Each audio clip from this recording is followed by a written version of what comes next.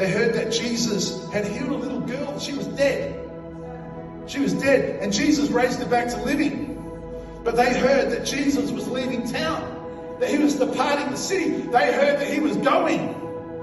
And it says in Matthew chapter 9, verse 27 to 30, when Jesus departed from there, two men followed him, crying out, saying, "Son of David, have mercy on us."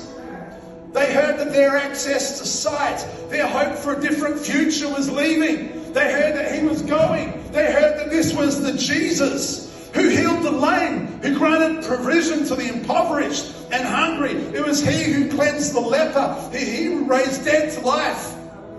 And it was he who caused the blind to see. But they heard that he was leaving. They heard that he was moving. And they had a choice to make. I'm blind. I can't go. I can't do anything. I'm blind. There's every reason why I should not move. But it does not say that this is how the story goes. It said the two blind men, they got up. The two blind men, they jumped up and they started following Jesus. Now they're blind. They're blind. So this does not look pretty. This does not look dignified. This does not look... In your Sunday best, this is two blind people scrambling to get to the answer of their provision. And it said they made a lot of noise. "Son of David, have mercy on us." And when they came into the house, the blind men came to him. And Jesus said, so they got a private audience with Jesus. A private audience with Jesus. How did they get? I mean, I know Nicodemus had a private audience with Jesus.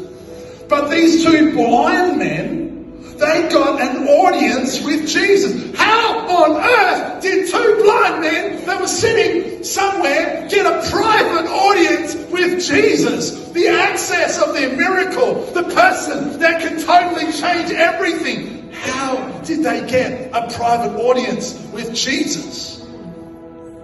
Well, they had to push past some things. They had to get up. They would not allow themselves to be buried by their story and narrative and the finality of what had been declared over them to that point. They did not let that cause them to stay seated in the place they were. They stood up, they got up. They had to push past some things.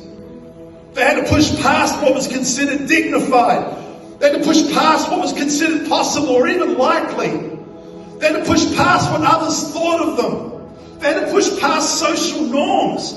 They had to push past the disapproving voices of disparagement. They had to push past what made others feel comfortable. They had to push past that. Two blind men scrambling to get to Jesus because he was leaving. And Jesus asked them in this private audience.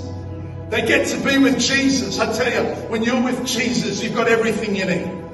And Jesus says to them, this is what he says, "Do you believe I can do this?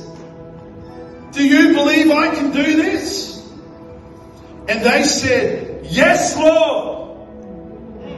Yes, Lord." And I'm sorry if life didn't include you on the first round of funding.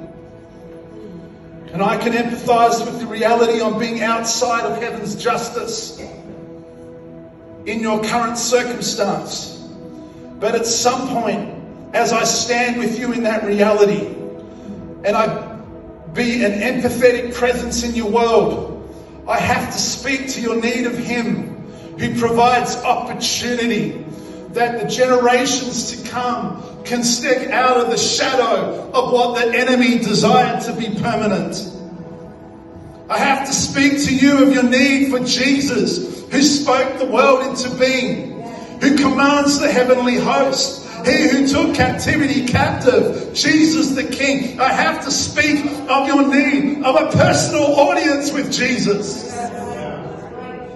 And at some point, with clarifying focus, I have to declare to you, get up, run, make haste, follow Jesus. Because it's in him that you have your breakthrough. It's in him you have all that you need. It's in him that your future generations are assured. Yes.